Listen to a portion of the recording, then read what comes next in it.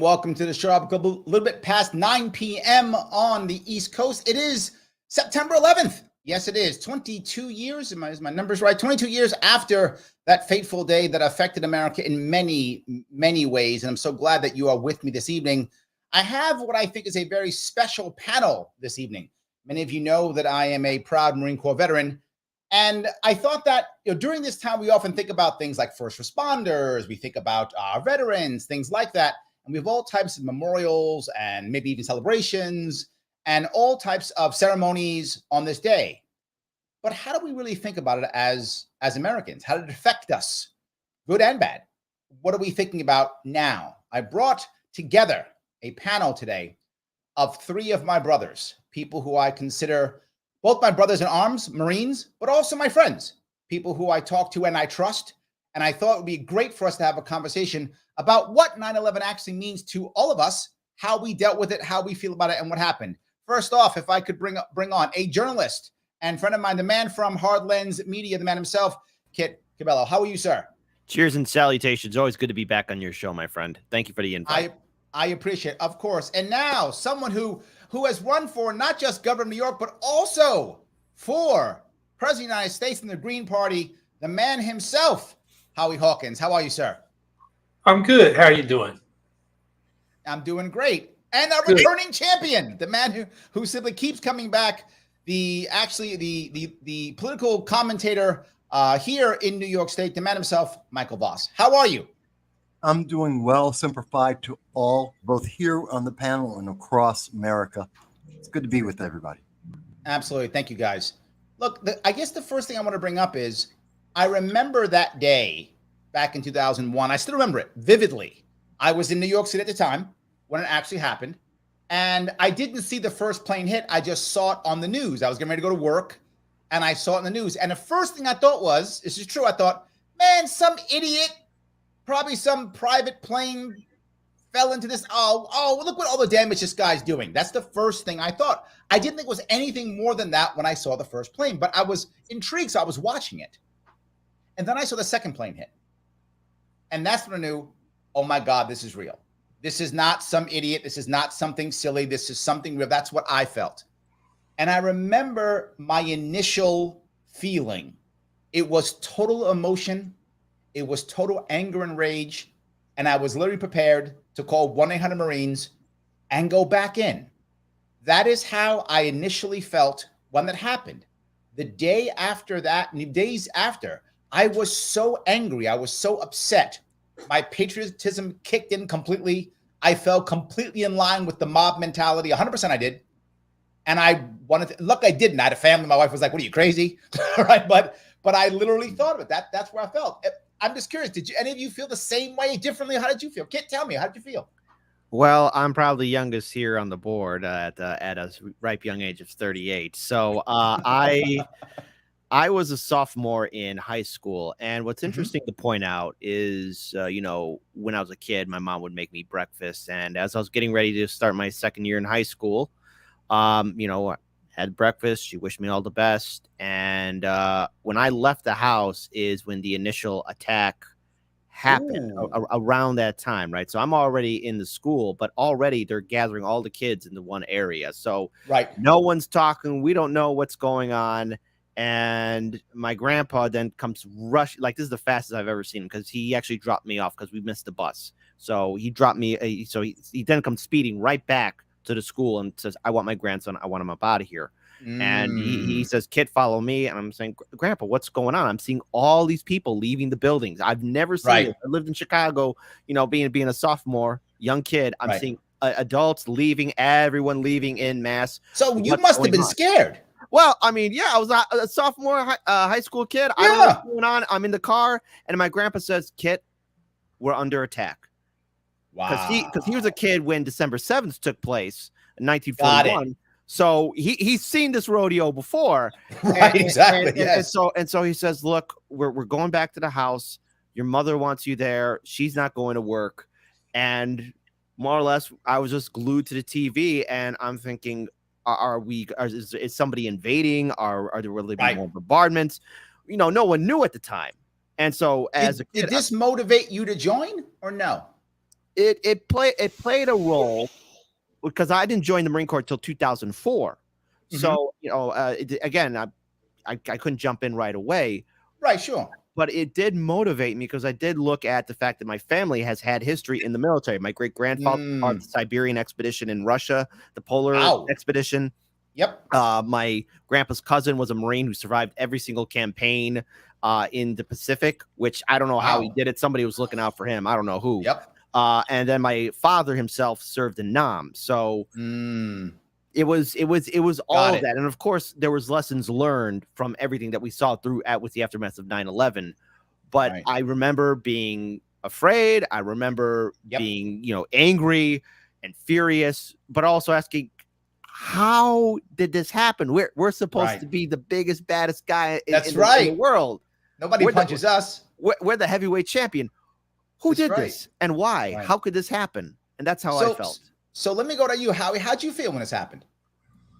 Well, I worked the graveyard shift, so by the time I knew what was going on, it was about 2 p.m. Oh my God, you slept through it. I slept through the initial part, but you know, they kept rerunning it on TV. And, you know, first I was wondering who did this. And I can't remember when they started pointing to Al-Qaeda, but, you know, given all the wars we've gotten into on false pretenses, I was skeptical for a minute, you know, maybe a couple of days. But once I concluded that it was Al-Qaeda and the U.S. government was fingering them, I became very worried that we were going to have total militarization. We were going off to war. Civil liberties would be restricted.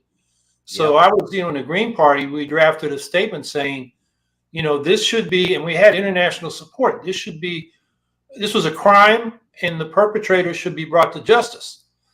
And then over the next couple of weeks, I remember as we started bombing Afghanistan, you know, the Taliban said, stop bombing and we'll figure out how to, you know, get you Osama bin Laden. You know, we'll turn him over. And by that point, you know, the administration said, we're not negotiating. We're coming in to take you out. Even though the Taliban had nothing to do with it. We, you know, it's well documented now. And, you know, as this thing developed, you know, I learned about the Project for a New American Century, and they'd been talking for 4 years already about how they want to get rid of, you know, have regime change in Iraq. And they had a famous document, Creating Tomorrow's Dominant Force. So that was a section of their rebuilding America's defenses. You were way ahead of the curve than I was. I was still like, go get them. I was not there at all, Howie. I got there. Don't get me wrong. It took me time, but I got there. But I was not there. What that document said was it was going to take a while to remilitarize and, you know, do these regime change operations unless there was a new Pearl Harbor. And Osama bin Laden gave them what they wanted. And what he wanted was the U.S. to go into the Middle East, so, you know, he could fight the, you know, the main enemy there. So, you know, we wrote a statement saying, you know, treat this as a criminal action. Don't use it to start wars. And I got it. Let me go to Michael if I can. Michael, go ahead. How'd you feel when that happened? Well, I have a very different aspect because I was in New York, in Manhattan. At the time, I was still a stockbroker, working in the Helmsley building. So I got into the office getting ready. That's Midtown. Midtown, yeah. Yep. And waiting for the market to get ready to open. And when I get into the office, you know, everyone's looking at TV, looking out the window, and we're saying, okay, what happened? A plane just hit the Twin Towers. And the first thought we're thinking of is, well, you know, it's kind of like occasionally planes have hit the Empire State Building over the years. And we thought, okay, this is some catastrophic airplane accident. And it's horrible and horrific, but, you know, the building's up and it's sad. I thought the same thing. And by the way, I have a lot of people, or I have a bunch of people who I worked with, work colleagues who worked in the Twin Towers. I mean, there were several floors and dozens of brokerage firms and trading houses. I remember. In the Twin Towers. Correct. So that was affecting. We were like, oh my God, it's going to affect the market. How are we going to deal with it? And I remember as we're going through all that, trying to figure out, okay, so the market's still going to open. This is a tragedy. How do we deal with this? Right. And then all of a sudden we say, what's that on the screen? What's that? Boom. And that's when the second plane hit. Right. Oh God, yeah. And Yep. the room went dead. Absolutely. Silent. That's when everybody knew. And it was like a switch. It was like, this is Yep. not an accident. This is Everybody an attack. And I think the first words out of I don't know whose mouth, all of our mouths at the time was, this is an attack. Yep. That doesn't happen. Yep. And so there was a lot of shock right there. Nobody knew Sure. exactly what to do. TV reception started going down because a lot of the repeaters were on top of the Twin Right. Towers. That's right. We had so phones were going down, TV signals were going down. They were already And something that people don't know. Do you know where the Office of Emergency Management, where their headquarters was?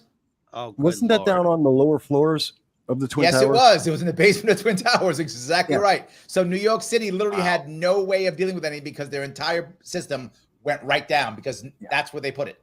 Yep. And I remember that day. And then we started realizing very shortly after that, we're in the Helmsley building. And we're hearing about another plane going the Pentagon. I remember that. Yep. And we're like, wait a minute. They're dropping planes on the Pentagon. We just got New York just got hit with 2. There's another plane in the air somewhere in America, and Right. no one knew exactly what was going on. And we suddenly realized, wait a minute, we're in the Helmsley building. There's only 2 other buildings that are as tall in New York skyline. It's Helmsley building, and we got Helmsley right next to the Chrysler building, which is right Chrysler, next to the Empire State Building. I'm like, we're targets, and we happen to be at the 32nd floor, basically the penthouse of the Helmsley building. And we're like, wait a minute, we're going to be hit. They're just dropping. So you guys all ran every out? big building. So we had to leave.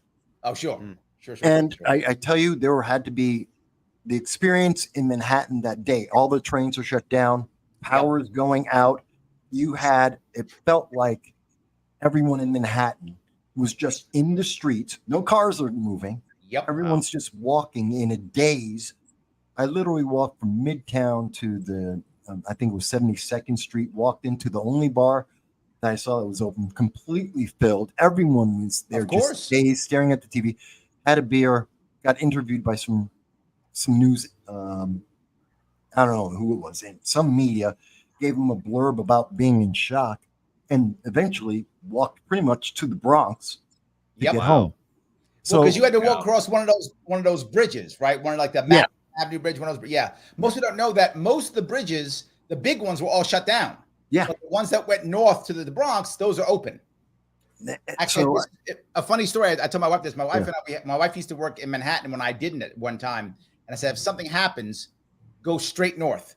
There's a gaseteria. You probably know the gaseteria, Mike. There's a gaseteria across one of the bridges that sits there. And I told her, I said, go across that bridge, the Madison Avenue Bridge, the gaseteria that meet you there. Because that bridge they won't close, because that's going to the Bronx. Nobody cares about the Bronx. they don't close that bridge. So anyway, wow, that's insane. That is an amazing story.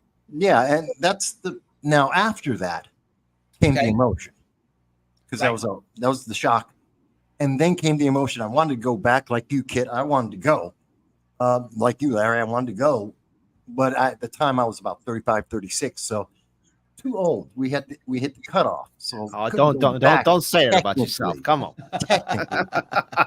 But if you had Commandant and Gray, we could get down into a football tussle, and if I knock him on his ass, he'd have let us back in. We were actually, Michael, you and I were the same age. We were actually right on the edge. We were right on the edge that day because I checked. We were like my birthday's coming. I got to jump now. It was like that. That's how close you and I were. You might have been over the edge. We were right on the edge of what we were doing. But I got to tell you. Over. There we go. Yes, you were just over. Yes. Absolutely. But then came the anger. And that was my first emotion. And I wanted retribution. Yep. I wanted to, so many of my people, the firefighters, the police officers, there was a huge outpouring. There was no stop it felt like days of just truck after truck, bus after bus. I got to tell you, I was lucky on this one, Mike. I only lost one person who was only an acquaintance to me. I was very, I knew people there, but it happened so early. People that I knew in the financial industry hadn't got to work yet, right? They were still on their way, things like that. They hadn't got to where they were going. I didn't know any brokers. Brokers had to be there early for when it opened. Most people I know weren't brokers. They were analysts. And the analysts would come in later after the market already opened. So the analysts that I knew never got there. I only knew one guy. That's it. Did you lose anybody personally, Mike? Yeah, we lost a couple people. We lost a bunch of guys that I worked with, traders, a couple of guys who were brokers. You were trading. I only knew analysts. It was a different world in that regard. 100%. There's a few people, and a lot of people. Thankfully, more people were injured than I know. I had one of my clients and a friend literally had a piece of the jet fall and crushed the front of her truck. Wow. She had her nephew and were driving past. Wow. And they survived. Holy cow. Literally fell out the sky, crushed the front end of the engine of their truck. That's luck. And there's a lot of stories Wow. like that. So let's move to the next phase of this. Yeah. After this happens, right? Then we start doing everybody's going to hear you. The war drums are in full effect. Yeah. George W. Bush is on top of the rubble. We're going to hear us, right? He's yelling and screaming. He's going to go. And what got me was I was in favor of the invasion of Afghanistan. Mm-hmm. I was. And I know how you're probably mad at me for that, but I'm just telling you the truth.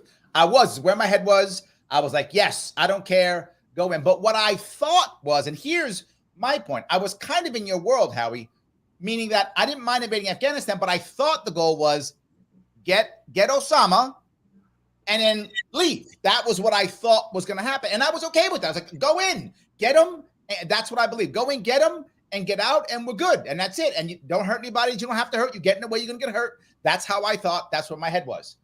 But once we started the invasion, I started getting a bit worried. That's when I began to rethink, because it didn't look like a surgical move.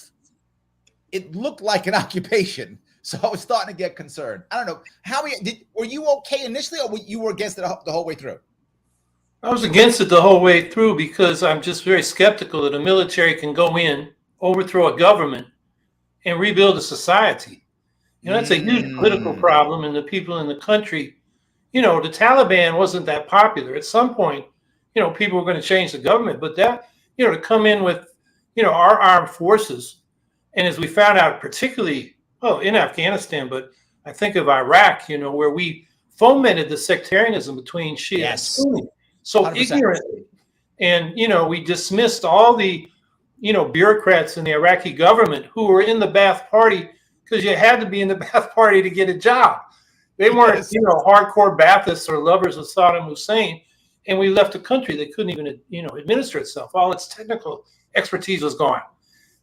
So I was just very skeptical of that. And I was afraid that this would be used as an excuse because there were a lot of war hawks. You know, they've been beating the drum since Vietnam. We got to get rid of the Vietnam syndrome. And, you know, the first Gulf War kind of did that. But this was, you know, that's just what I was worried about. And I'm with you, because I was in the Marine Corps right in the 80s, right? And when I was in, most of my senior leadership was all Vietnam vets. Most of them, my senior was Vietnam vets, and they were like a dying breed as I was getting out. Right, I got out in the 90s. Right, I got in the 80s, got out in the 90s. As I was getting out, they were kind of a dying breed. But the first Gulf War, it's going to sound horrible, it was so easy that it made us feel like we could just do it again, right? I remember I was supposed to go in the second wave. There was no second wave. The war was over in 10 minutes. There was no second wave. So I never went because there was no need to go. I was training reservists. I was sending reservists over there. I was a platoon sergeant training reservists, training them to send them over there because there was no second wave. And I thought to myself, just like you, at that point, I was thinking, wait a minute. We're going to start liking war again. That's exactly what I was thinking. You were nodding your head no, Mike. What's going on? No, because I believe, look, I respect each and every one of you in all your positions, but I do not agree at all. Okay. I do not believe that was the sentiment of America at that time. And I do not think that the majority of Americans would agree with you. We were attacked. On what? What do you mean? On which We part? were Well, what do you just like what do you mean? like in Japan attacking us with Pearl Harbor. We had 3,000 of our people at the time. We thought somewhere between 4,000 to 6,000 Americans had been murdered. And Yep. guess what? We wanted blood. We want retaliation. We want to make a mark on the rest of the world and say, never again. You don't get to do that to our people. You don't get to do that to our soil. And it wasn't about, yes, it became political down the road. And yes, I agree. There was a bad plan in place because they didn't think it all the way through. I agree with you to that extent, but let's not minimize at that moment, at that time. We haven't talked about the consequences.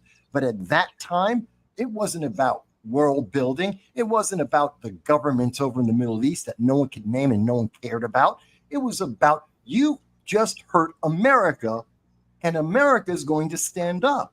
And I think we need to remember that because we've forgotten that too much today. It's been so long. Let Kit go. He's got so much I can see it already. Go ahead, Kit.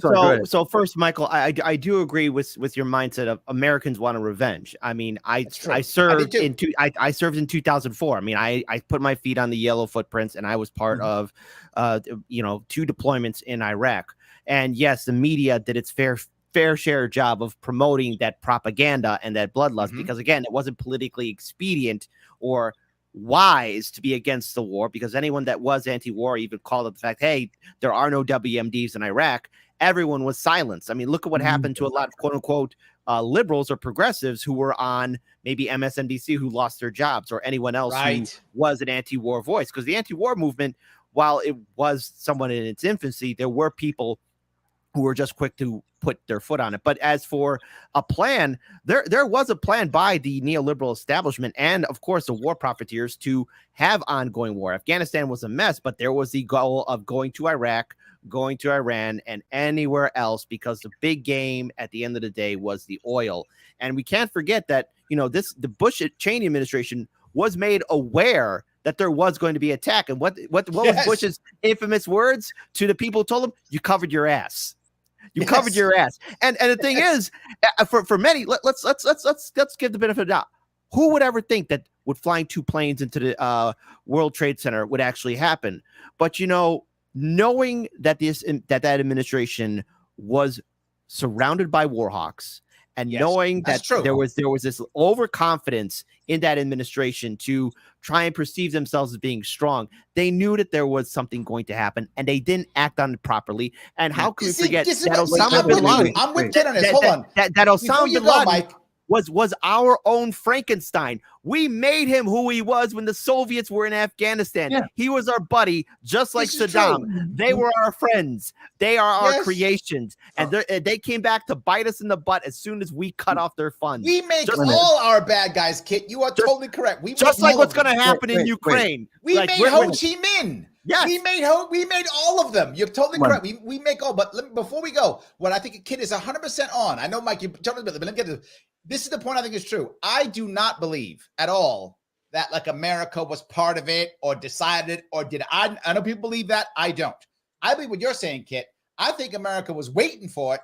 Was like, oh, that's going to happen? Oh, okay. No, good. Yeah. Go. Let it happen. I don't think they physically planned it. I don't give government that much at all. But I think they knew it was going to happen, said nothing, let it happen, and said, thank you. Now we can go. Can't let a good crisis go to waste. Can't let a good crisis go to waste. To your point, Michael, it's all about the dollars. I think the American people absolutely felt the way you did, the way I did, the way 100%. But I also agree with Howie. The elites used that so they could push their own agenda. They knew we felt that way. They took advantage of it, and that's how they pushed their agenda. Go ahead, Mike. Okay. Well, let's put it back again. Let's go into perspective here, because the problem started with Clinton when he had Osama in his headlights. Yes, we created Osama when he was going up against the Soviets for 20 years, and we were very happy to help them out. And he was always a radical terrorist. He was always someone who wanted to kill everyone who didn't believe whatever he believed. To blame it on Bush and Cheney and say, oh, they're just warmongers. No, it goes back far, far before that. Oh, And we'll agree. Clinton was a warmonger too. Yes. I agree. No argument on that. Yeah. Yeah, Now- but now- he is our creation under Reagan, under Bush Jr. Bill Clinton could have stopped them, and Bush Jr. could. They were giving the heads up, like, "Hey, it's going to happen," and you covered It your goes ass. back to Carter. Brzezinski had us aiding Carter. We aided the jihadi forces in Afghanistan. Oh, there we go. Oh, that's Against right. the Carter so-called liked that because communists. they were religious. I remember that. And we were in there before the Russians invaded. In Everyone- fact, Right. Brzezinski says I Thank provoked them in. I don't know about that, but we were there first. Well, actually, Well, the war- everyone's been, let's be honest, everyone's been in the Middle East for over 1,000 years as they continue to have wars. And everyone can pick their period of time in their administration anywhere in the world and say, oh, they were part of whatever fight against whomever, because it's been going on for over 1,500 years.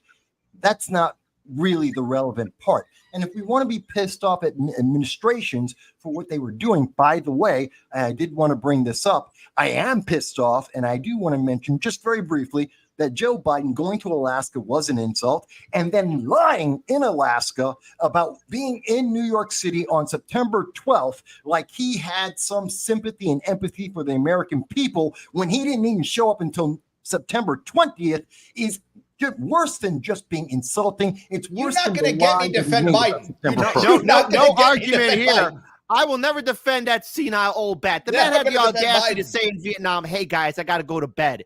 It's not like any other 80-year-old senile old bat.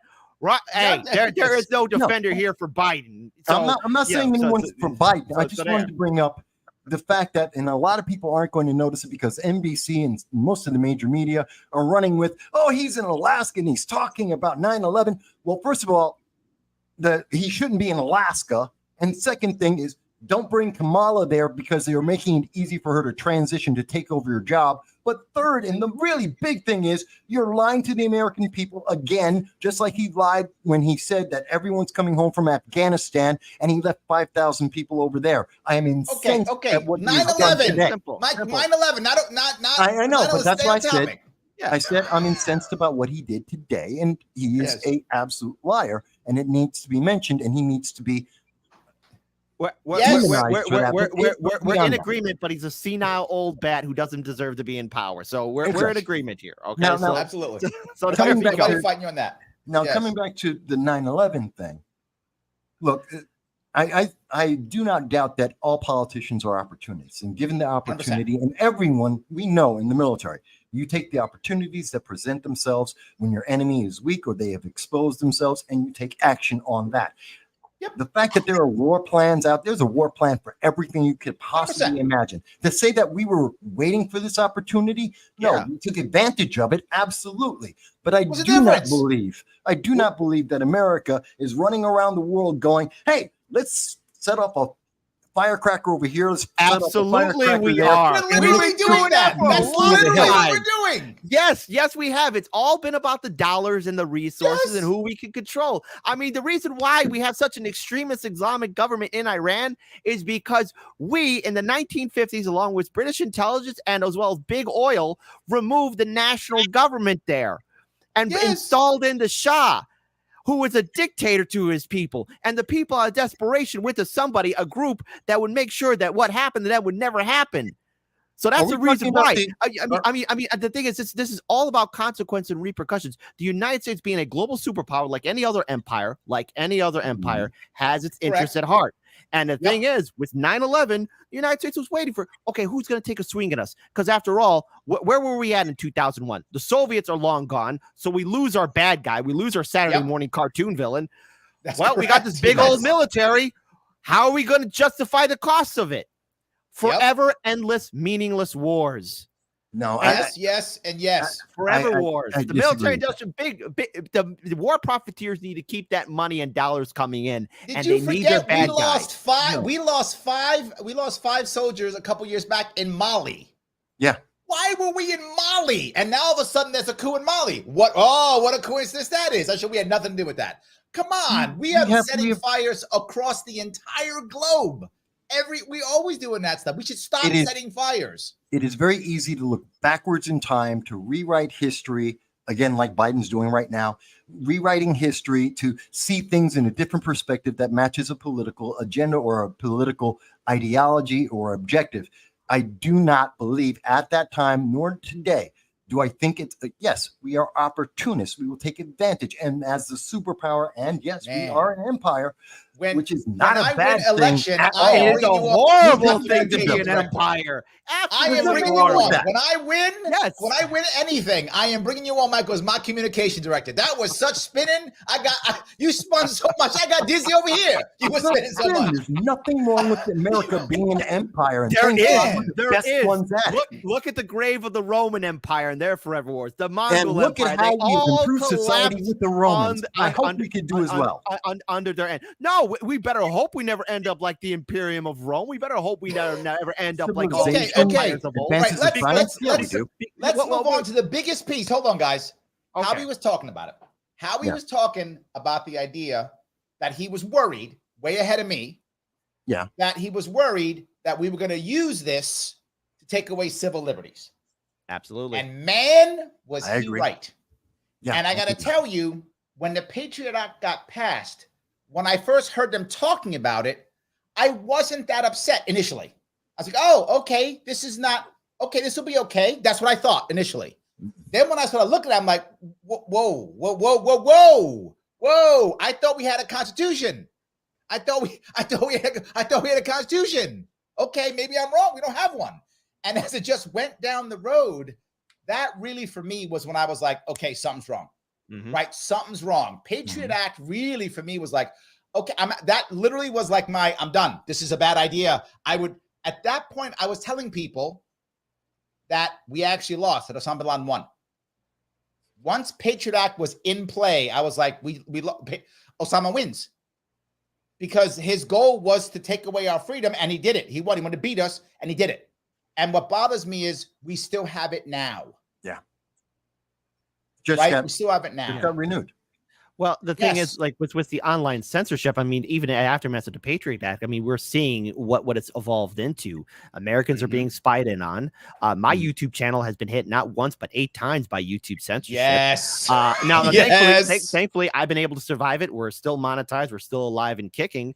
But a lot of my other colleagues in independent media across the political spectrum have been wrongly hit or shadow banned or can't get back online. And I'm against that. And because of this, we have to be very clear and careful of who we go to war with, what happens, and and who is allowed to say what we can and cannot say. I am all for free speech in the First Amendment, but this country, in our Constitution, the First Amendment is being dismissed by both political parties because Wall Street, the big banks, corporations, and military-industrial complex are all in line to make sure that people follow an agenda.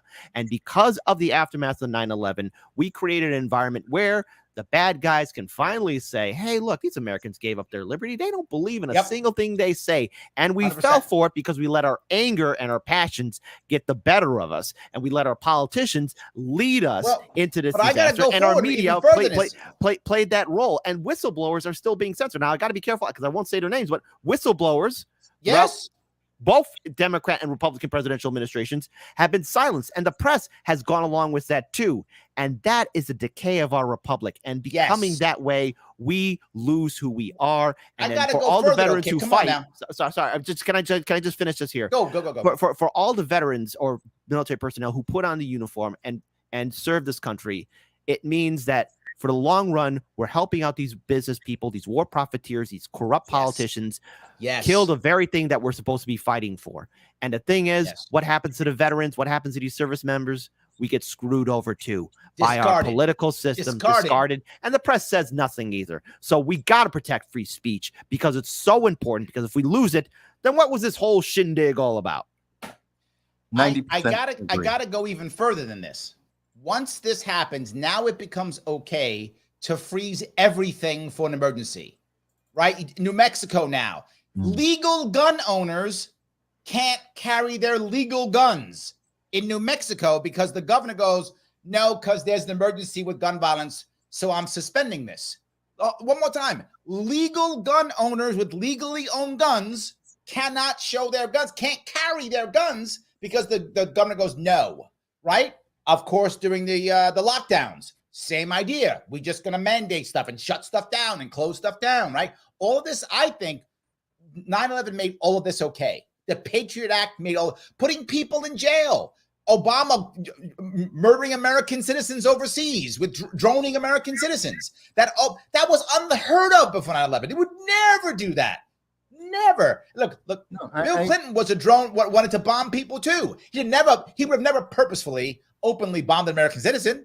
Even Obama's Clinton a world heavyweight champion of that. Oh my God. No. Correct. Obama's a champ when it comes to that. What's in the name? Obama. It's bomb, isn't it? We should have known that the whole time. But yes, but he's a champ. I completely agree. The Nobel Peace people because they gave him a prize for doing nothing except bombing. No. Worse, Mike. Worse. They gave him a Nobel Peace Prize while he was bombing 7 countries. I know. Yeah, we went from 2 wars to 7. Brilliant move. Yes, he's an incredible man. But let me get to respond. 90% what you were saying, I agree. Okay. And Larry, I agree with you in terms of the Patriot Act, the FISA courts. The moment someone says America, the land, supposedly where we're representing the ideal of freedom, has a secret court which makes secret decisions and puts out secret warrants, we have gone way too far towards authoritarianism. We have lost we've lost the road. We're somewhere in the wilderness, and that's not freedom. And I do not agree with the Patriot Act. And I understand the argument, we have to protect America. You can do it without going around with secret courts that are 100%. Basically the SS running around in America, which did, and I agree, has been the reason why we're now seeing emergency. You're mandated, you're locked down, you're silenced, you're shadow banned. And yeah, I've had the same experience, Kit, about being shadow banned myself for 17 years. I've been knocked off of many social media accounts for just, I had one time where I quoted NBC News and they shut me down for a week for quoting NBC News. I mean, this is insane. So I agree with you guys in reference to that. But again, this is where it comes back to my point. This is the problem of opportunism. We have many individuals who are in our government and in our military at the highest levels of not the rank and file soldiers, not guys like us that were going out grunting and getting shot every day. We're talking the Mark Millies of the world who are reading a book and saying, hey, let's feminize our military. And I don't mean that as a gender issue. I mean that as a weakness issue. And that is a problem because they were waiting for that opportunity to break America. And the problem is we keep reelecting these people for decades upon decades. They got an 88% reelection rate. Yeah, but so let me touch 2 of those pieces then. Money in politics plays a role in that too. The first one is, why do you think we're spending so much time, Howie and me in particular, running as non-duopoly candidates, right? Because we agree with you. We think we got to break this duopoly. We got to break this. Someone's got to break it. The left-right paradigm is making everything worse. Kit talks about independent parties every other day. He's talking about independent parties all the time. Break away from the 2-party system. It's all war profiteering. It's all about the dollars. Democrat and Republican politicians are knee deep in it. And behind closed rooms, they're friends. They're smoking cigars and laughing at us and calling us suckers. They don't like us. They don't think about us. They don't respect us. There's no politician that will fight for us. It's not the system. And yes, I have no problem with independence. Larry, I've been out there but it is a system. Many, many years. I have no problem with having candidates from third parties running for any election. If you're a good enough candidate, you will normally rise to the top and you can very often win. But money is a problem. Politics, the way the media affects that. That's another issue altogether, which skews it. But let's think about this. The problem is that we keep reelecting corrupted individuals, and we find out somewhere in the 2nd, 3rd, 4th decade, we start finding about their corruption. We find out that they have spies who are working for them, like Eric Swalwell or Dianne Feinstein, who had them working for them for decades. These are the problems that we, even after finding out that they have employed the spies, that they are damaged goods, Michael, you're going off the rails. We're talking 9/11. That's the problem, and and 9/11 was the example of we need to reset the deck. But they took advantage of the fact that we rightly Yes, but when it came to wanted to have that, there was retribution. literally one person who didn't support war. One. Was it Barbara Boxer, right? That was right. Was it her? No. It was Barbara Lee. Barbara Lee. Thank you. Barbara Barbara Lee. Lee. Thank you. Barbara Lee. She was the only one. Everybody else Rand was like, Paul. send him off No, the Ron wall. Paul. Send him off to war. Send him off to war. She was No, the Ron only Paul. one who was against Ron that. Paul. Ron Paul too. Hold on, he's got a point. No, Ron no, Paul. Ron Paul did not. He did not. It was only Barbara Lee. In fact, I had a discussion with Cynthia McKinney, who's somebody who's going off the rail these days. She and Dennis Kucinich and Barbara Lee had a discussion with Ron Dellums. And they said, we don't want to vote for this, but our constituency, I mean, Michael's right. The people wanted war. They wanted, they wanted to hit back, even if they hit the wrong people. And Dellums told them, vote your district. So Kucinich and McKinney voted for it. And Barbara Lee, I don't know how much was her district, even in Berkeley, where she's from, you know, there was a lot of pro-war sentiment, but she was the only one. And that was the authorization to use military force. Right. Which we're still trying to get rid of. It's still being invoked to, you know, go every which way. You know, any country, we can say it's terrorists, they're jihadis, we're going to intervene, which usually creates more jihadis. So how are we going to fix this? I mean, wait a minute. I just want to. How are we going to get past this? Well, we need a multi-party inclusive democracy where parties like the Greens and the Libertarians, who are anti-militarist, have a seat at the table, which will require ranked choice voting and proportional representation in legislatures. That will change the whole nature of the debate, because more than money, and even more than media. I mean, I was totally blanked out running for president.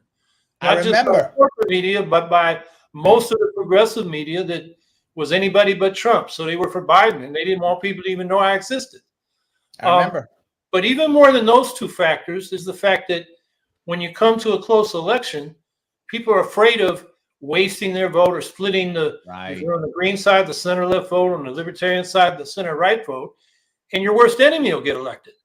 And that dynamic is the worst thing for independent parties. So, you know, I think that's one way we get out of it, so that anti-militarist perspectives can be part of the ongoing political dialogue and have a legitimate place in the politics of this country, which is much like a one-party state. Ours is sicker. It's a two-party state. So they give you Coke and Pepsi and say you got a choice.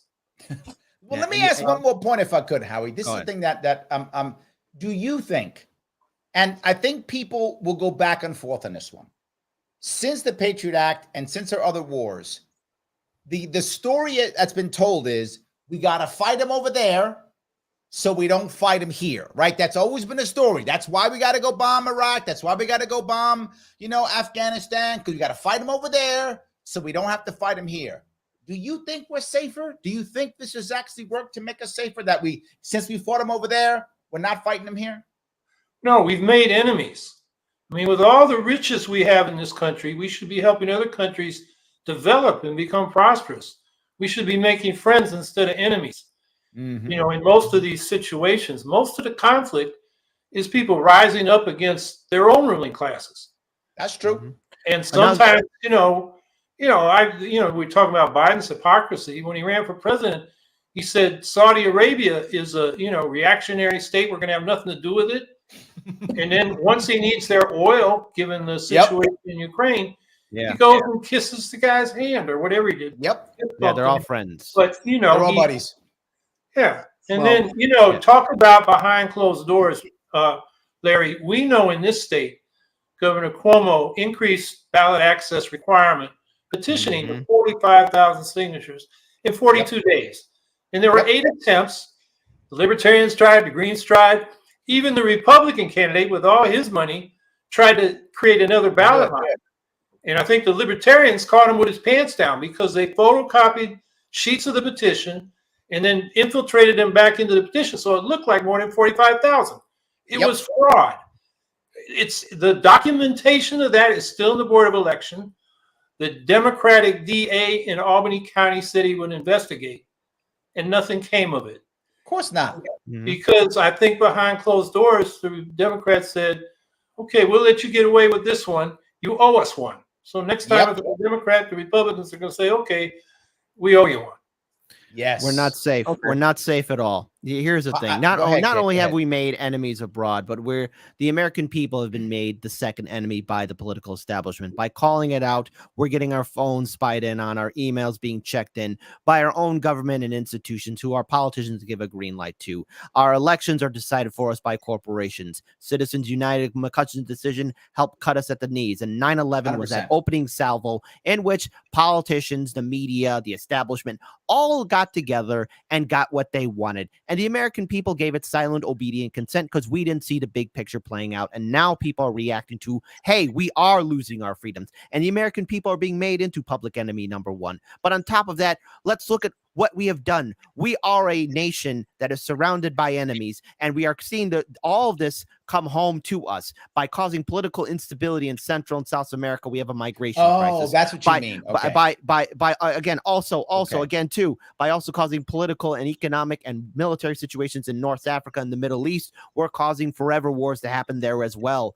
Again, we are creating these monsters. We are creating these Frankensteins that will come back, and that when Americans do call it out, they are then vilified by the media and the politicians. And 9/11 was happening under Bush, Cheney, continued under Obama, continued under Trump, continued under Biden. We as citizens are then made also the enemy by saying, why are we in these wars? Why are our politicians doing this? And it's all about the dollars and to keep us subservient. And that's the dangers of us becoming an empire, because if you look at a nation becoming an empire, they all start off big and glorious, but they have a sad, whimpering end. Look at the ashes of Constantinople.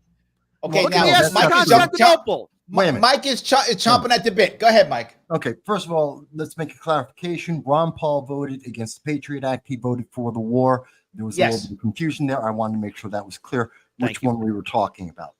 God, there was so much in there.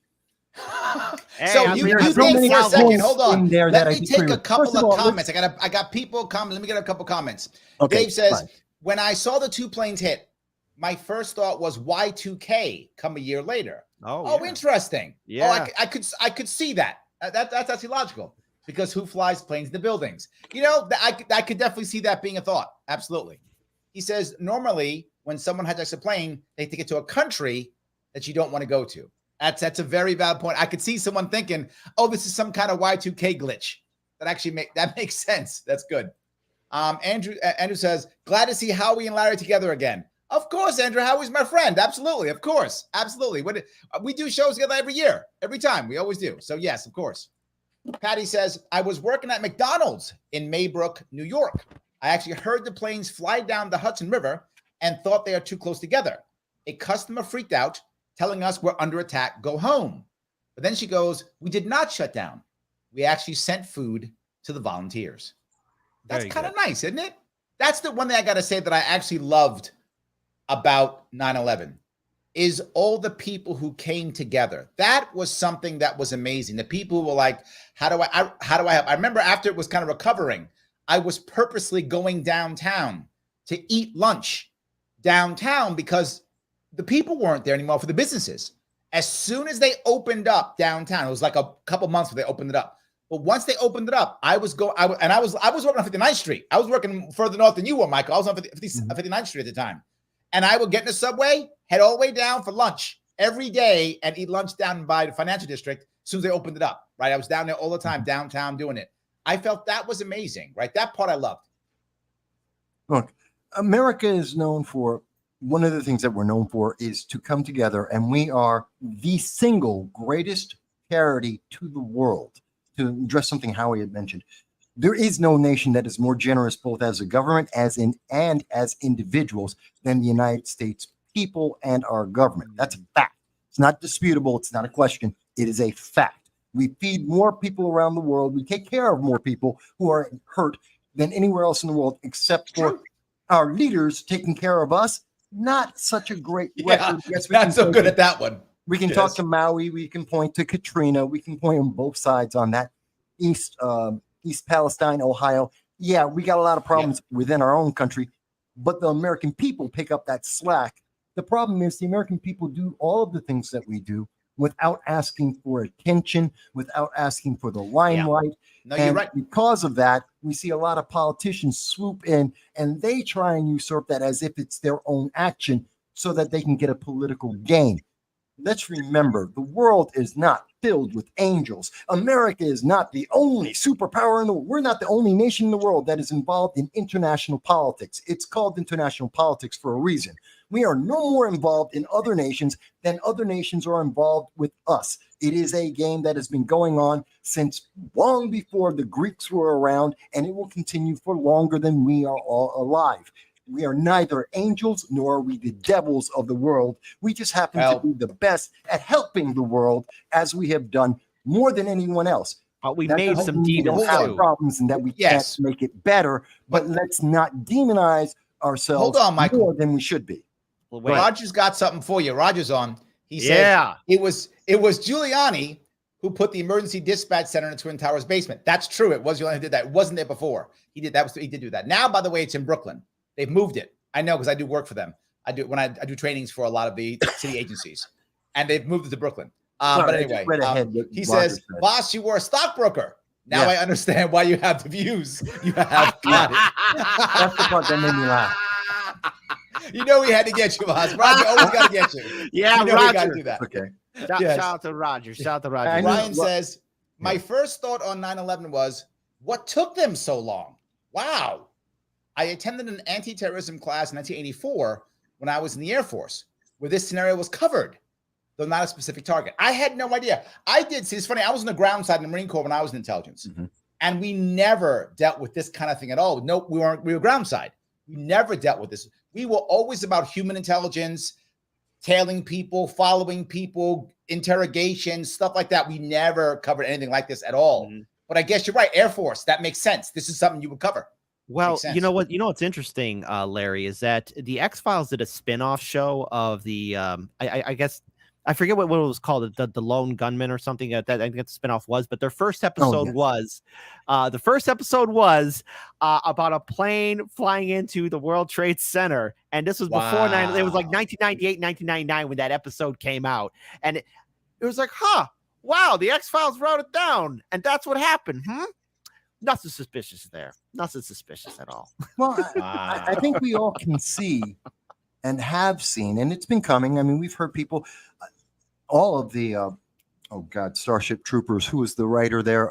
Philip K. Dick. Heinlein. I was thinking that. Yep. There's been several great writers. Yep. I mean, 1984, another great book. We've seen that, Ayn Rand. We've seen that the potential for corruption has existed. It's terrifying to me that in one generation, 22 years, there are people who have grown up and have never known the freedom that each of us in this panel have known and sworn our lives to defend. And they have never seen that. We have fallen so far. And I think one of the things we have to take away from this in remembering 9/11 is we are the power of the government. We need to step up. Now, whether that means it's an independent party or it means being in the party system and making sure that you petition for good candidates, the best candidate, not just the lesser evil, but the best choice, that people don't just vote for ticket A and ticket B, but the best person. And if they're not up there, write their name in. That's at the local, state, and federal level. We're talking to presidency too. And I don't care what you want to write in or who you support, you need to be involved. In that same generation, we have seen more Americans duck their heads down and say, I don't want to be seen. I'm just going to keep going and just maybe they'll overlook me. We need to change that somehow. We went from the mentality of you don't mess with America, and we are the greatest charity, but we're also the greatest giant with anger if you attack us, to suddenly becoming we're afraid to even look at ourselves in the mirror, and we're apologizing for everything, including the color of our skins. I'm sorry. That's not what America's about. We need to be able to speak. We should speak freely. Stay on target, dude. You like going off target. Yeah. 9/11. We're on the shooting range for 9/11. Everyone's been back and forth all over the place. And this is, I'm talking about the consequences of 9/11. So let me talk to my audience real fast if I could. Guys, if you like what you're hearing, do me a favor, click the like button. The like button does matter. I cannot tell you how much. I have to get past Al Gore, algorithm. There are so many of these rhythms that are bothering me. So please click that like button so I can get past it. It does matter. If you are watching on Twitter right now, please retweet it. Just retweet it right now or repost it. If it's on X, whatever you want to call it, I don't care. Hit the redo button, whatever that is. Do that. If you want to get your chat to the front, you can. If you're watching on Larry Sharpe YouTube, just super chat me. If you can, it's all good. But more importantly, I have 3 of my brothers here giving us real passion, they're real themselves. They're giving us themselves today. So please follow them. You can follow Mike at MV Consult on Twitter, Howie Hawkins at Howie Hawkins on Twitter, and Kit at Kit Cabello on Twitter. Or you can go to I have descriptions on YouTube and also on Facebook. Follow their websites, see what they're doing. Follow them. Michael does a show every Sunday. Kit does a show like every damn day. He's crazy. Howie is always on about doing things. So follow him, please. It's all good. It does matter. Please do that. I know I bug you on this, but I bug you because it matters. It really does. And so shout out to our NSA. Shout out to our NSA watchers too. Hi, Bob Correct, and Gary. yes. Say hello to your wives for me. Yes. And Miguel pointed that out. I was like, "Yep, you're right. It's DOD, DOJ. They're all watching us right now." Yes. Whoever's like watching they don't us have right a now, file on all of us. we're not mad at you. It's fine. No worries. James says, I think we can agree that this war factory will never end as long as we keep the people who support it in charge. I think that after Ukraine ends, the war hawks will focus on Taiwan, and the cycle repeats. But this goes back, this goes back to what Kit was talking about, right? Mm-hmm. The issue is it's cash, right? That's the issue. It's cash. I don't believe, and maybe you guys tell me I'm wrong, I don't believe the vast majority of these politicians who bought the war machine actually want to kill people. I think they're apathetic. They just don't care. If they get their money and people die, okay. They get their money, people don't die, okay. They don't care either way. But this is they get their cash this way. But not just that. There's a thing that some people, you guys in the panel, I'm sure know, but some people listening may not know. And that is when we give foreign aid, we're going to give foreign aid to X country. We give them $50 billion, whatever the number is. 10 billion, I'm making this up for sake of argument, guys. 10 billion goes to local warlords or local people, goes to their own individual corrupt people. 40 billion comes back to us because they buy weapons with it. So 40 billion becomes a jobs program for us. And then 10 billion, they bribes their own people. That's foreign aid. How do they make money? How do they get fed? This is to Mike's point. They get fed because we send them food. That's not part of the billions of dollars. We literally send them food. USAID, which is like a CIA front, they send food over there, and that's how they get all their agents in there to make sure they can now, keep the government on our side. So I think he's right. Well, James is right on a part of what he's talking about, but we're not understanding, and most people don't understand the geopolitical situation. We are currently in the situation where we are about to have 3 simultaneous wars, not World War III, 3 simultaneous wars. This is, in effect, a consequence of 9/11, as well as what happened in Afghanistan in 2021. But we are seeing currently the logistics phase of a war that I believe will start in 2028. We've already seen the first phase of that with Ukraine versus Russia. That's the one region, that's the European region. We're looking at Southeast Asia currently militarizing, and they have targets. Look at Japan. They're building their first military since 1945, $500 billion, $500 billion, $500 million that they're spending on that to get that done by 2028 because China's going into Taiwan. That has nothing to do with American money. That has nothing to do with oil. That has nothing to do with American politics. That's something that China wants to do. And we have Iran in the Middle East who hates America. They hate the communists in America. They hate the democratic socialists. They hate the middle of America. They hate the Republicans and the conservatives. They want everyone in the world to die that doesn't believe whatever the Ayatollah says. And they will work with anyone in the world. So hold on. Wait a second. Mike, let me give all of that. Hold on. Let's assume that you are correct on all 3 of those for a moment. Let's assume you're correct. They would invade Taiwan. They're going to invade Iraq or Iran, whatever. They're going to invade Ukraine, all that. And America's going to be involved in all of it. What if, it's a serious question, what if we just said, okay, we're not going to be involved. And we're going to let China we can make. we're going to let China make if we said that, do you think for a moment, if we actually said that, do you believe that Taiwan would go, great, let's fight a war against China? Or do you think they negotiate something? No, they're not going to stand a chance. They're part of China. I didn't say they would win. They'll fight. They will lose. The Taiwanese, look, the Communist Party of China called for the independence of Taiwan before they took power in 1949. The Taiwanese, they want their independence. They got rid of a dictator that came over with the nationalists. They like their democracy. They're going to defend it. Yes. Like I think Ukraine is against Russian imperialism. Yes. You know, there are more than one imperialism in the world. It's not only the U.S. But of course, the U.S. has been the biggest, baddest. I mean, 9/11 today is the 50th anniversary of the coup in Chile by Pinochet that was backed by the CIA. That's 9/11, 50 years ago. And, you know, look what happened there. You had a dictatorship murdering the opposition for decades. So I think, you know, we have to distinguish. You can't look at only geopolitics. You got to look at the popular classes and what they want. So Iran, the leadership of that country are theocrats and, you know, they hate what the West stands for. But the people of Iran, you know, what we can tell is, you know, a lot of those people like America. They like our freedom. That's true. They would want them. And so I think when we figure out what our foreign policy should be, we should support the democratic forces, not always militarily, but at least give them diplomatic and moral support. And so I think it's more complicated than just saying every war is a consequence of Western military industrial complex wanting to make money. That's not why Russia invaded Ukraine. You know, Putin has an idea about restoring the Russian Empire.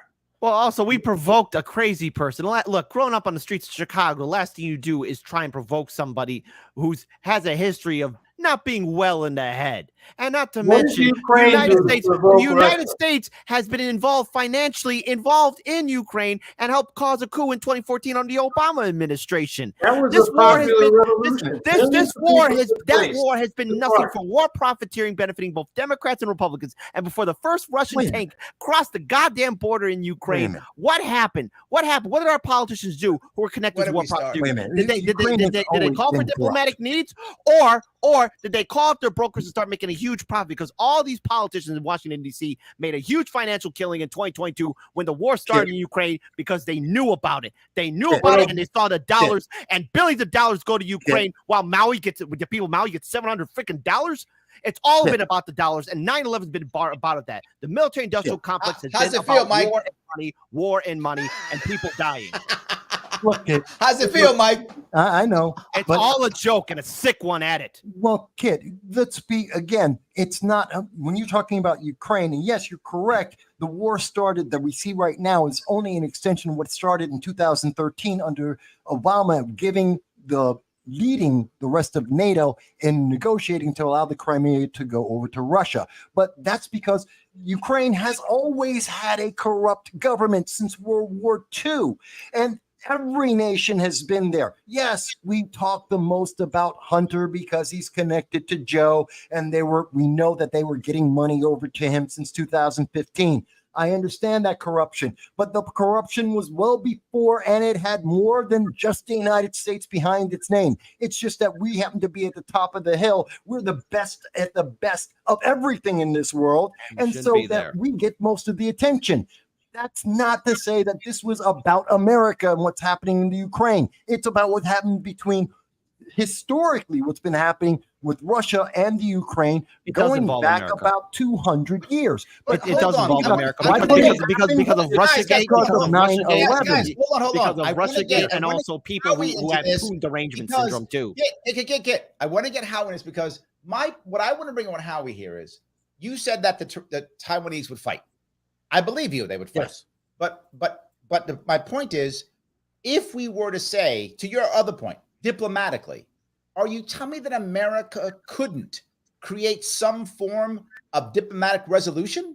No. That if we wanted to actually create some form of diplomatic resolution in either Ukraine or Iran or insert place here, that we don't have enough political, financial, military power that we couldn't do that? No. I would say in Ukraine, we could take Putin up on his claim that NATO provoked him and say, we want to get back into the nuclear arms treaties. We want to set up a trans-European security architecture that would satisfy all sides. I think we got to call Putin's bluff on that, because like I said earlier, when Finland joined NATO, Russia didn't put a lot of troops on Finland's border. They were still going after Ukraine. And I was going to say about Ukraine, what happened in 2014 was a popular revolution. And then when Russia grabbed Crimea militarily, and the guy that led that, Igor Girkin, he said, his forces brought the Crimean parliament back together at gunpoint to make them vote for a referendum for independence, which itself was a farce. And then he's bragged that he started the war in the Donbass, because while people had grievances with the new government, they weren't ready to start a war. So what did Obama do? He did not provide weapons to Ukraine. He was more interested in getting Putin onto the Iran nuclear deal. So we didn't provide weapons through the Obama administration. And then when Congress gave Trump weapons and said, send them to Ukraine, which were mostly things like javelins, Trump, tried to use them to extort dirt on Biden from Zelensky. So I think that's some of the background there. But, I think the main thing is we got to ask the people on the ground in these countries what they want. And I've been talking with Ukrainians and the trade unions, the women's movement, the environmental movement, and, it's across the board there. They want the Russians out. They don't want to be under occupation, where they're forced to take Russian passports. And if they don't cooperate, they end up detained. Some are killed.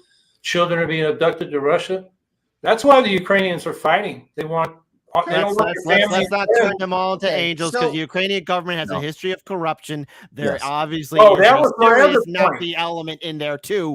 So they're not angels, and they've committed their own fair share of war crimes. The biggest mistake the United States did was allowing the war to take place, and for this Biden administration for letting the tanks cross the freaking border in the goddamn first place, and our politicians calling up their brokers saying, hey, the tanks are coming in, let's send in that money. And by the way, let's talk about that aid going in. You're leaving out the Ukrainians. You're leaving out the Ukrainians. They're the ones being attacked. Between two superpowers and a government, a political party that still hasn't got over 2016. For Christ's sakes, they still have Putin derangement syndrome. Like, oh my God, Facebook caused Trump to get elected into office. That's not the case. What it was Hillary Clinton was a piss poor candidate who lost to Trump. And so now we're stuck in this quandary where if it does get hot, there's mushroom clouds in the sky, and all this technology, this smartphone here, we will never get back here, and the survivors will envy the dead. The best thing we could do now is to quote Trump here on this, and I don't endorse him. I don't politically align with him, but when he said, I just want people to stop dying, I'm like, great. That means the nukes don't go off, and we could all go on with our busy lives. This war has been a disaster, and the aid going there is an insult to every single American, especially what happened to goddamn Maui. $700, like what you're saying. $700. The point millions? Screw that. And how's that counteroffense going? How's that counteroffense going? It's a goddamn mess. You got it. You got it. Let me bring this back to 9/11, where we started. Oh, thank you. Because all of this is but this is all relevant. See, these are all consequences, directly and indirectly, from what we saw happen with 9/11.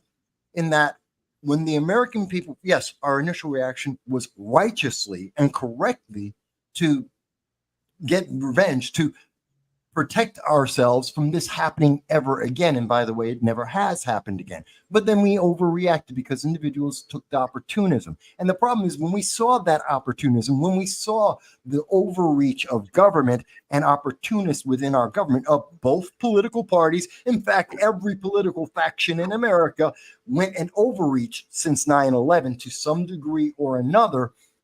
What the American people, the middle ground, the 40% of Americans that don't really get involved with all of this as deeply as we do, they had, instead of stepping up and saying, stop, pull back, let's think here, they said, oh, well, you guys take care of it and let us know who wins. Very true. And the big fight that's been happening in America, which has been causing a lot of these dominoes to start falling, is that we're all fighting against each other. We have good points and we make a good point here and bad point there. We correct each other back and forth. We have a lot of passion. I do not deny that of anyone on this panel or anyone in America. But the problem is we need the American people to speak up and to say, stop. Everyone stop, because we have not reassessed the world since 9/11. The world Let me touch that. itself has not reassessed since then. Here is my issue. I'm going to blame two people for this, two leaders for this. One is George W. Bush and the second is Obama. And here's why. Correct. To your point, Michael, George W. Bush, when they hit us, Americans wanted to do something. We did. You're totally right. And what did George Bush say? He said, don't worry about it, go shop. He did not bring us forward. He didn't say do things. He said, I'm going to go bomb some people. You guys go shop. That was the problem right there. At that point, when we wanted to be united, you wanted to be together for something, he said, go shop. This is exactly what Kit was talking about. People said, oh, stock market, make some money, go shop. We'll go bomb people. Don't worry, go do that. That's number one. And number two was Obama. Why? Obama was the last president who actually pretended that we were a united country, right? He was. His first time, not his second time. Bush was like, I'm a compassionate conservative. We're all together. Obama initially was, there's not two Americas. There's just one America. That's how we started. And then his second tour, that's when he came clean and went, no. I'm about Democrats. I'm about Democrats, not about Republicans. And then Trump was like, oh, you want that? I'm going to triple down on that. Thank you, Obama, for starting it. I'm going to double down on that. And Hillary was like, yeah, they're all deplorables. And that was the end of it. And then we went from not, when we wanted to be united, Bush didn't unite us. And then right after that, Obama, Trump, Hillary, Biden, all of them helped divide us. And we're still divided now. And that's how they have control over us, because they have us fighting each other. Same thing too with Obama, leading us 2 wars to 7. I mean, was Gaddafi going? Gaddafi complied with us, and then as soon as he was taken out, there's now an open slave trade. No wonder Iran and North Korea don't want to go back to the table, because they saw what happened to Gaddafi. He said, "Okay, I'll comply." Once that happened, a coup took place. Trump was, here's the thing. I'm going to say something controversial here. Trump was the most transparent president we've ever had in U.S. history. He told us why we're in the Middle East. When asked why we're in Syria, he said, we're there for the oil. Any other president, any other Republican or Democrat president would have said, we're there for freedom. We're there for stability. We're here to help the people. We're here to give aid. Trump said, no, we're here for the oil. The most honest president. It's not the truth you want to hear.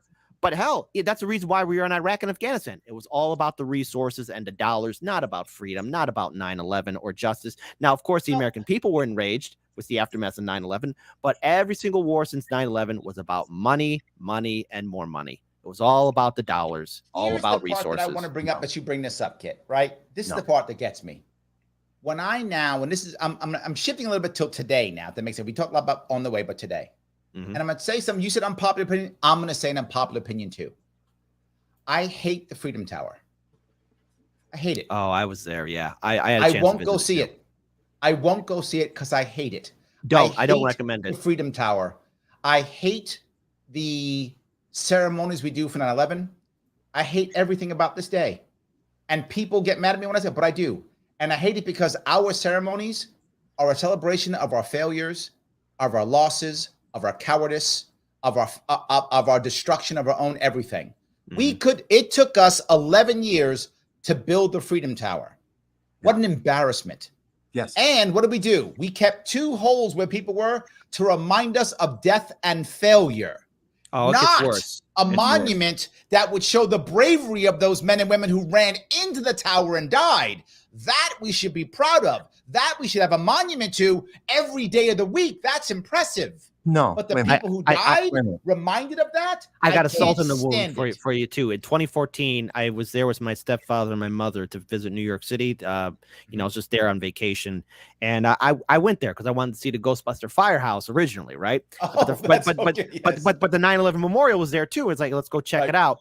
We were there, and my mother started crying, and I'm asking, Mom, what's wrong? She says, look at all the people, and everyone was doing a selfie. Yes. Don't go there. You'll see people No. doing selfies. And I saw this one girl there. She was just holding her hands on the memorial plaque. I think she might have had someone there who died, and she was there crying. No camera with her. Everyone else, selfie. Here I am, and I was actually. It was one of those moments where you're in like an Outer Limits or Twilight Zone episode. Right. You're seeing everyone. It was clownish behavior. I didn't do that selfie kind of stuff there. I was like, I can't take a photo here. I can't do this. I felt disgusted. And I said, let's get out of here. Let's just leave. That's how disgusting, just people's actions there. Like they're there to celebrate and dance and make a photo. Look, Go ahead, Larry, Mike. there's an aspect of what you said and what you're saying, Kit, as well, that I agree with. Look, first of all, I think we shouldn't have built a tower. We should have left a hole. And very much like what we see with Auschwitz. Why does that still exist? Why is it a museum? Why do people still go visit that?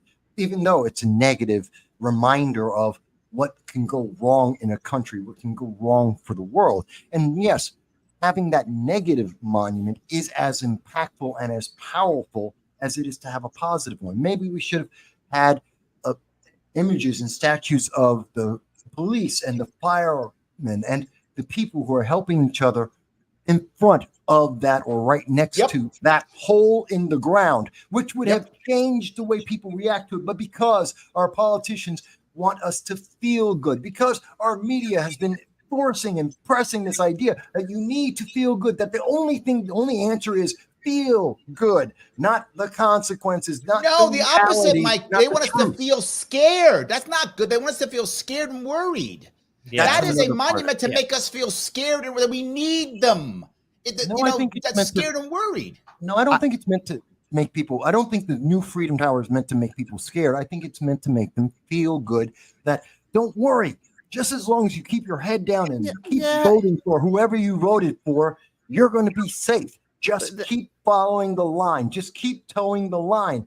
And that's one of the problems I have. This is what we should have done. And if I was governor of New York, I'd have made sure it got done. One thing only: rebuild the towers. We should have rebuilt the towers in the exact same spot, in the exact same space, and said, you didn't touch us. You didn't, and we should have built it in 3 years. We should have put those towers right back up and they said, go ahead. See that? You did nothing to us. You did nothing to us. It was a waste of time, a waste of death, and now we're bombing your countries for nothing. And I would never have a Patriot Act. Never that, not lost any freedoms. Again. Lose no freedoms, build those two towers right back up again, and teach them this doesn't work. What we taught them is this works. And again, the reason why it probably took 11 years is because there was a lot of contracts and dollars to be made. And of course, so much money. It's all about politics, all about the dollars. But let's also talk about other freedoms too. Again, we talked about online censorship, what happened to the press, but then also the way we do our lives now too. Again, this is complete. This is a nothing burger, gentlemen. And maybe this is how I feel about it. And you guys are more familiar than I do, but I'm probably the last generation to remember this. When you used to see your loved one go off into the terminal and see the plane fly off. Remember when we used to do that? Yeah. Remember that was like the final closure. And now look at the clown situation that we're now in airports. I get it, security. I understand it. But something else was taken away, and that is the soul. That is who we are as individuals and as people. We don't have security with the TSA. The TSA of course we don't. Embarrassingly bad. TSA was the cancer of 9/11. Thank you, TSA. The TSA literally commits more crimes than they solve. Literally. There are more fail to stop crimes. Yes, they're stopping it, exactly. So how do you feel about this day? Do you think the Freedom Tower is good? Do you like these ceremonies? Do you like these things? I haven't really seen the Freedom Tower. I'm up in Syracuse, so I'm down in the city. I've seen it from a distance. I haven't really thought about it. I'm not so much a monument and ceremony guy. What I am concerned on 9/11 is that we don't look critically as how the hell did we get into these, forever wars? What mistakes did we make? And, because it's sort of a celebration of, blind militarism. I mean, I'm not a pacifist. There's a time when, for example, I think we should give the Ukrainians weapons so they can defend themselves. But most of what we're doing is starting wars or backing coups, or AFRICOM is got military relations with almost every African country, and we're engaged in all kinds of skirmishes with jihadi forces who come out of their big grief is poverty and the corruption of their own governments. Yeah, the religious side of it is secondary in a lot of those conflicts, and all we know to do, we're like a carpenter with a hammer. Everything's a nail. And, we need diplomacy. We need real economic aid, not the kind of corrupt aid you were talking about, Larry. And, there's a place for the military, but we way overemphasize it. And on 9/11, it's like the jets flying over every damn football game. That didn't happen before 9/11. It's glorifying militarism and making it the solution to a lot of problems for which it's the wrong tool. Right. Let me grab a super chat if I could. Yeah. From the Lunatic Libertarian. Hey. Thanks for the $10. Appreciate it. He says, I've told people for years, just wait until the soldiers kick your doors. You won't operate outside the systems that control you. You won't be until we stop participating that it will change. Yes and no, right? I mean, I do think we have to change what we're doing, but I'm someone who does not want violence or aggression in America. I want us to solve our problems with the ballot box. As hard as that is, and I know it is hard, they have set systems up to stop us, but I still think in the long run, going through the ballot box is the right answer. And the example I will always give is, India. I bring up Gandhi. When the Brits were fighting in World War I, a lot of Indians wanted to go against the Brits and fight. When the Brits were fighting in World War II, a lot of Indians wanted to fight against the Brits and throw them out. And Gandhi was like, we got to leave friends. We don't want to leave enemies. We want this to end peacefully. And I think he was right. I think that was a better end for India, to end peacefully, for the occupation to end peacefully. And I think we want to end this duopoly, end this military-industrial complex, end this one-party system peacefully through the ballot box and not through violence. I just feel like if we go through another set of violence, it's not going to be good for this country at all. Look, I am all for peace, and I do want peaceful change, and I do agree with that. And again, I promote third parties and write-in ballots. I agree with a lot of all of that. But I also believe that Malcolm X was very accurate when he was saying that the reason why Martin Luther King was so effective is because Malcolm X was standing there with his rifle saying by any means necessary, which has been taken out of context and massively. But his original statement, which is a statement of freedom under the Constitution, under his Second Amendment rights, protecting his family, protecting his property, protecting himself and his views, he was right by any means necessary to protect all of those things that are in the Constitution that we now are forgetting about since 9/11, that we have been on this path to forget, and therefore everything's getting corrupted. But we need to remember that we live in a world that is imperfect. Agreed. We need to have that big, strong guy, and I'm saying my words very carefully here, that big, strong man with a firearm standing behind us. That's the big stick that helps us to be able to negotiate the peace, because the rest of the world isn't peaceful. In fact, we are the most. We should also have a carrot too. I'm not against having the big stick. Let's have a carrot too. Look, Michael, here's the thing. I hear what you're saying, because, again, every nation state needs to be stable, a government that is not corrupt, that does fight for the people. But, yes, every nation needs a military. And, look, as someone who's independent left, look, humans, we're not going to evolve ourselves to be Star Trek anytime soon. We're not going to cross that threshold, not in our lifetimes, not in your great-great-grandchildren's lifetimes. We're not there. We're still animals, okay? I don't want to go too off topic here. But, look, as a nation, yes, we do need to show our strengths. However, at the same time, too, this power has been abused by politicians who've been in power for decades, who capitalized off of 9/11, who has been perverting it and making it inherently corrupt and spoiling it. Hence, case in point, why third parties get vilified. They say, oh, they're going to spoil the system. The system is already spoiled. The election is already spoiled. We have unchecked corruption and militarism Yes. going. But the thing is, with this unchecked militarism, we're looking at everybody as a threat, and we're also creating our own monsters too. By doing coups or regime change wars, we're creating these monsters. And even look past the Middle East, you know, we're doing the same thing in Central and South America, which is why there's so much political instability there. And the war on drugs, those things have been happening for years. And by the way, China's been involved in that for decades upon decades. All nations do that, but we are contributing to that, which is causing people to come south of the border. All the other nations have been contributing to that, and we can go back in the time frame and we can look it up and we can see, because Africa has been under the thumb of communism and under the China for the last 40 years now. We've installed dictators, just like we've done in Central and South America. Those dictators didn't get into power out of the blue. We gave them the money. We gave them the power. And we also destabilized a lot of countries too. And the United States has been bombing people. China's been creating roads and infrastructure, and we should be the ones doing that, like how we did at the Second World War in Europe. Kit, again, I'm trying to respond to your main theme here, which is what I essentially agree with.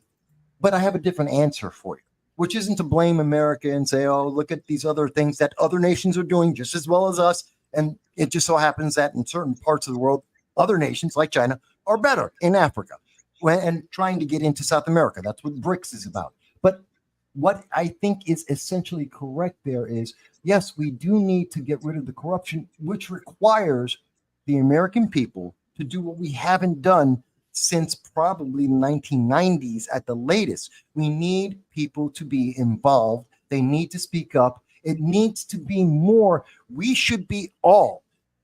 Screw the algorithm. The algorithm should not be controlling the way people see media. It should not be allowing our politicians to go out and lie. And yes, and bring it back to what happened today, because it is 9/11.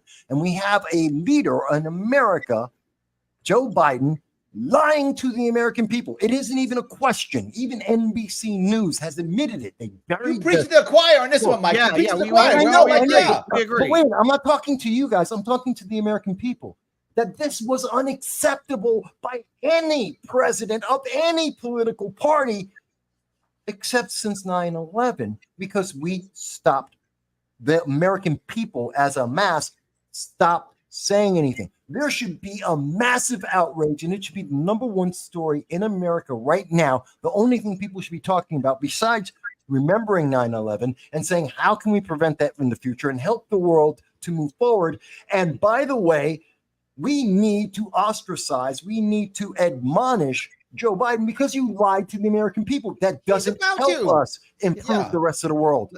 And until we start doing that, we got a problem. He's an incumbent president, and he's got like 3 people running against him. So he is getting out of it. He is. But hold on, before we go there, I do want to. Someone asked about everybody here, and I want to make sure we know. If you want to follow the 3 gentlemen here, please follow them on Twitter if you would.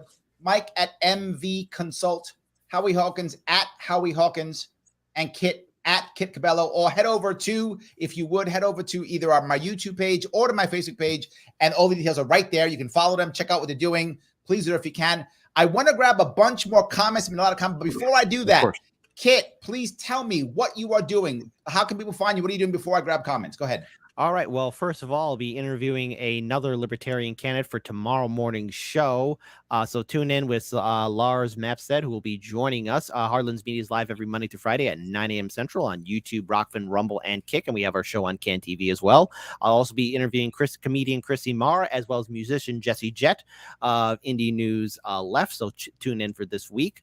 And besides all that, in case it wasn't brought up, I served in the Marine Corps. My unit was 4th MEB Anti-Terrorism Battalion, and we were in response. I know maybe it's late in the live stream to talk about, but our sigil was in reference to 9/11, the Pentagon, the field in Pennsylvania, and the 2 towers. So that was my unit, 4th MEB Anti-Terrorism Battalion, Alpha Company. I was part of 2nd Platoon. So good times. I did 2 tours in Iraq. First tour was in Baghdad. I was living in Saddam Hussein's basement. So I was a millennial living in a basement before it was cool, right? And then my second tour was in some backwater station called Ashraf. And that's where we found out when Saddam passed away. And I was like, never had a chance to thank him when I was hanging out in his crib. There we go. That's great. Michael, tell us what you're doing. Well, we have, I just mentioned it in the chat. No Sound Bites Allowed is not just me on Twitter, but also it's my YouTube Rumble channel. It's every Sunday. I do a live stream, usually somewhere between 3 to 6 hours of talking with the rest of the world and taking comments and phone calls about everything, all the little things that most people miss throughout the week and how it's affecting us all. Plus, not only that, we're starting a new thing with Larry, as a matter of fact, this Wednesday, September 13th at 12 p.m. noon. We're going to be having a channel where it's going to be a liberal, a libertarian, and of course, a conservative Republican. That would be me. And the libertarian, of course, is Larry. And Charlotte Burnett is our liberal, talking about book burning. And this will be a weekly series, we hope. And we hope people will come and check that out as we do pretty much what we're doing here today with everybody. Maybe a little more toned down, but same idea of hashing out the ideas and trying to get to the best solution possible. Appreciate it. Howie, tell us what you're doing. Well, I'm working on basically 3 areas. One is Ukraine Solidarity Network, where we're working with trade unions and progressive social movements in Ukraine to amplify their voices in their struggle. As one of the Ukrainian socialists puts it, they're fighting Russian tanks and Western banks. So they have a two-front struggle. Second thing is I'm trying to get our state legislators to introduce a fair ballot access law so we can get back on the ballot. And that's a high priority. And the other thing I do every week is a podcast called Green Socialist Notes, which started during my presidential campaign as a question and answer thing. And it just never stopped. You know, people keep coming. So I have guests sometimes, and sometimes I just answer questions. So those are probably the 3 things I'm most involved in. There we go. Awesome. I appreciate that. Let me grab, if I could, Marcos. Marcos says, I feel everything you are saying. I live in the projects a few blocks from Freedom Tower and Wall Street. Freedom Tower is shameful. It's not just me, guys. A lot of people feel the same way. I think it's I'll never go back there. No, I think we all agree with you on that one. Yeah. Different ways of agreeing, but yeah, we all agree. Absolutely. Miguel goes, back in the day when food was included with your plane ticket. About when you used to go back. Yes. God, I remember that. More than just peanuts. Absolutely. Yes. Snork Y2K says, we used to help people take their baggage to the plane. Back in the day. Yes, I do remember that. If you see some of the old 70s or 80s movies, you'll see people like go right to where the bye, right when they're leaving. Absolutely. 100%. That's absolutely crazy, but it's absolutely true. Yes. So Roger did it again. So Grace says, Roger, what happened, Mike? Roger did it again. We'll get to him. Right. Okay. Grace says, Bush power. said, go to the mall literally. Yes. I remember that. Yes, absolutely. I remember, then that always bothered me. The idea he just said it just like that. So the Lunatic Libertarian says, I like Larry. I appreciate that. Yes, very good. Roger, super chat, $2. Thank you so much. He says, Vass, I'd never have guessed you were a conservative. See why we were laughing? Yes, there we go. Yes, that's true. Yes, absolutely. But hey, look, Vass doesn't hide who he is. No. Never has, never will. He does not hide who he is. And mind you, here's the thing. A lot of people I don't know why they get this impression, but it's not like I'm some kind of ideologue that can't hear or understand. If people are paying attention, and I know we're passionate. We're all going back. We're passionate, but we also mostly agree on many of the issues. And we are hearing each other, which is why we can have that passionate conversation. I just want to see that happen more and more across America. We don't have to all believe the same thing. We should be able to have the conversation passionately and still walk away and go, you know what? You're still my brother, Marines. I still love you, and I still want to see all of you be successful. As you should. And look, I think we'll get there. It's going to take a lot of time because, well, the system did a fantastic job in dividing us. So, Michael, while we may not agree on a lot of things, you know, I hear your voice, and Semper Fi, my brother. So there you go. We are brothers. Absolutely. Hoorah. Before we wrap this up, guys, anything else we want to be talking about? Anything else I missed? Anybody want to say something on the way out? Yeah. So off topic. Go ahead, Howie. I didn't mean to cut you off. You go. Well, I was just thinking, you know, one of the ironies that I got out of 9/11. In boot camp, they're trying to sort of beat the instinct that, most people don't want to kill, and they're trying to, transform you. It's a real transformation. Mm-hmm. But after 9/11, when we started talking about how we needed to torture people, what I remember from boot camp was we don't torture people. Yep. We don't do it because it's the wrong thing to do, and we don't do it because we don't want our POWs to be treated that way. So, it's kind of ironic for me that, being trained to be a Marine, and the thing I remembered as 9/11 unfolded was we don't torture people. And Bush, and especially Cheney, were saying, yeah, we got to. And so anyway, that's just one irony. I am with you 100%, Howie. Torture does not work. We know it doesn't work. Sure does. We know it doesn't work. No, it doesn't. There's no doubt. All they do is lie. It does not work at all, Mike. You are off. The data is in on this. If I'm being tortured, I will tell you whatever you want to make it stop. I'll even add in more details, things you want to hear, just so I'm not being hurt. Every person's 100%. wired that way. And even here's the thing: when those guys weren't getting tortured firsthand, and they told them everything they knew, they were still getting tortured because it wasn't enough. Give me more. Give me more. Give me more. And we had special forces and FBI and DOD and DOJ going on wild goose chases because some guy was being drowned just to make it stop. I spoke to a World War II veteran who was a Marine who had to interrogate because he spoke Japanese. He had to interrogate the Japanese soldiers because they didn't get information. And he said, look, you can't torture them. Sometimes it's got to be kindness. Kindness gets you a lot more. And if a person knows all they know, then that's all what they frickin' know. And by beating the snot out of them, what if you got some low-ranking dude who was just there, wrong place, wrong time, and he'll tell you what you want to hear. He will tell you everything you want to hear. I have spent time in intelligence, and Kit, you know this too. The way you get people to talk is not through torture. It is through psychological conversation. That is exactly how you do it. That's how you get into it. Many people today would define that as torture as well. Nobody would. Sure. Nobody would. Talking about having a full tool belt and applying that properly to all the places that it should be applied. It shouldn't be happening. Here's the biggest thing. It shouldn't be happening on black sites behind people's backs that we only find about after this fact. You know what? You want to torture them because you need to torture Obama's right-hand man, Osama's right-hand man to find out where he was. You meant that. Yes. No, I didn't. Listen, if we kept Osama's right-hand guy, NSA, he's joking. And he wants to, and we need to do that because there's going to be an imminent attack, a nuclear attack, a chemical weapons attack on American citizens.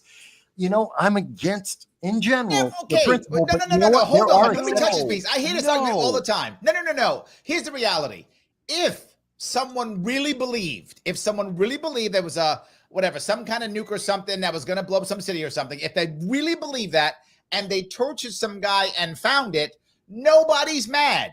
If that actually happened, the problem is that never happens ever, and we've been torturing for years since 9/11. We don't know that, and that's never happened for years, and the rest of the world is torturing for years.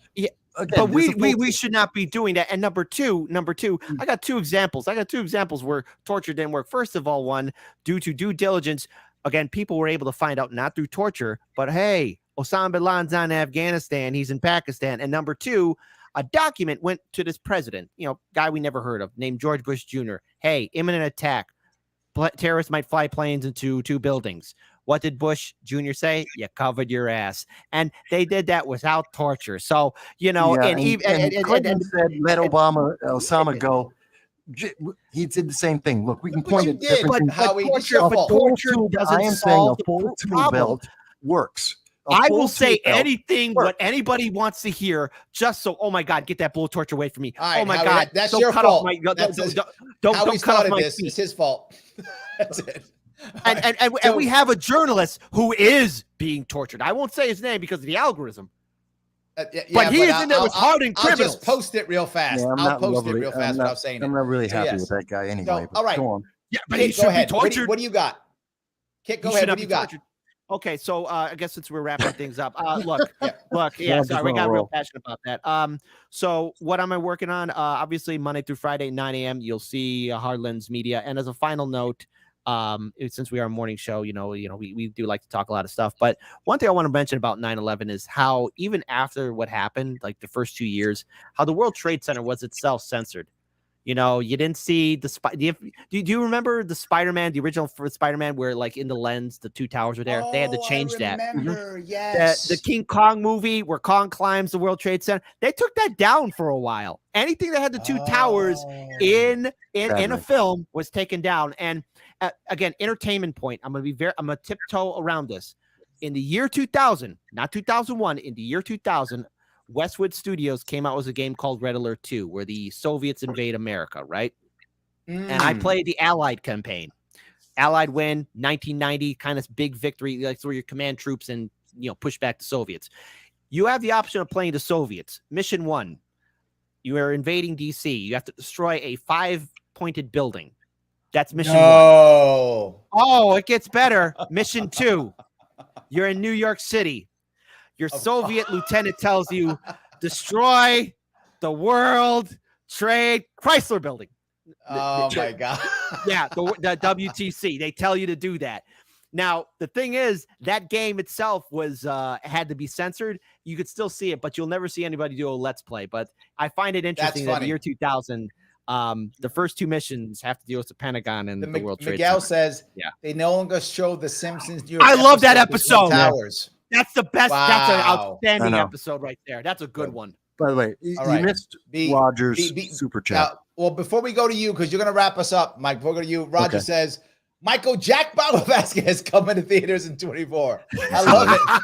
I love it. You're going to take them all out, Mike. Take them all out. That's right. And Roger, you better be the first one in line, and I want to see your review. Cool. Can I be a voice actor? Be like, no, Michael, you can't torture him. You got to follow the rules. But, there is something, since we're wrapping up, I do want to hit a very serious issue that I know every one of us do agree on without any question. And that is for all of our fellow brothers, everyone in the Army, the Navy, in the Air Force, and even every civilian out there, we've all known people who've had a lot of difficulties since 9/11 and all the other things that have been happening for the last 22 years around America. And there are a lot of people who are very depressed about it. A lot of people who've got a lot of damage because of it. And they're taking drugs. Some of them are abusing various alcohol, or they're treating their bodies badly, or they're having very dark thoughts. And I want you to know, you have help. You can ask for help. You will get that help. Again, America is the most compassionate nation in the world, especially when we're dealing with each other on an individual basis. Throw away the party lines, throw away whatever your preferences are, or whatever you think. If you say you need help, people will come to help you. And I want you to remember that. I don't care how dark it may seem. I don't care how difficult it may seem. There will be people who will come to help you. Screw the government. I don't care. Go to the people around you. Talk to your friends, your neighbors, your churches, your synagogues, your religious, whatever, whomever it takes. Ask, say something. Don't do anything that's dark and negative, because I love you. Yeah, self-deletion is the highest it's been amongst veterans. And there are a lot of programs and social groups that can help. And there's also a high rate of homelessness amongst veterans as well. So you're not alone. I've known my fair share of, people and organizations that do a lot of good work to help out. But to the veterans who out here who might be listening, you got to take that first bold step to ask for help. It's not a sign of weakness. It's not a sign of weakness. It's not a sign of weakness. All right. Sometimes it's an act of real courage to do that, and people will commend you and be more than happy to help. It's just, you got to take that first step. So let me touch that piece if I could for all the veterans who are here. You can just DM any of these 4 men here that you're looking at. DM any of us, and we will somehow respond in some way and do what we can to assist. You can guarantee that. Just DM one of us. It will work. Whoever you feel more connected to, DM that person. We will respond in some way, shape, or form, guaranteed. I know these men, they will do so. They will not leave you hanging. I'm 100% sure of that. The last person, if anyone's thinking of self-deleting, I know that feeling. I know when you think to yourself, it's better if I'm not here. I get that. That's what you tell yourself. That's the logic that seems to make sense. But in reality, it's not. people do care about you. What people want is purpose in their life, and you are lacking it right now. But if you reach out to somebody, very often, you can be their purpose. When you take it yourself out, you are doing two things. You are abandoning someone who needs you because they need purpose, and you can be their purpose. And two, you think you're ending the pain. You're not. You're transferring it on to the people who love you. If you want to think that someone is cowardice, leaving is cowardice. Asking for help and pushing through your pain, that's brave. That's what we need. Truth. Agreed. I hope that was good for everybody today. I appreciate all three of you coming. Everybody for watching. Thank you so much for your time, for watching us today. I will be back on tomorrow at 1 o'clock. Kit will be on tomorrow at 9 p.m. Central. Me and Mike together will be on Wednesday at noon. 9 a.m. Central. 9 9 a.m. 9 a.m. Central, yes. 9 a.m. I'm a morning show. I will